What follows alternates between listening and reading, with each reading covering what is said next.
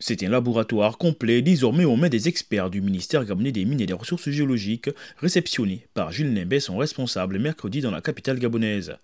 Un laboratoire fruit d'une coopération avec le projet d'appui à la diversification de l'économie gabonaise, financé par la Banque africaine de développement. Avec cet outil, un laboratoire mobile, nous avons maintenant la capacité d'aller partout où il y a des minerais, analyser les minerais in situ, remonter l'information et vérifier si les teneurs sont effectivement alignées par rapport à ce qui était déclaré. Il répond fermement à la volonté du président de la République, chef de l'État, Brice Clotaire Oligui Nguema, de mieux contrôler, de mieux gérer les ressources naturelles du pays. Il s'agit là d'une sorte de baromètre multitâche permettant au ministère de tutelle de vérifier de lui-même la teneur du minerai et ne plus se fier uniquement à l'expertise des sociétés extractives.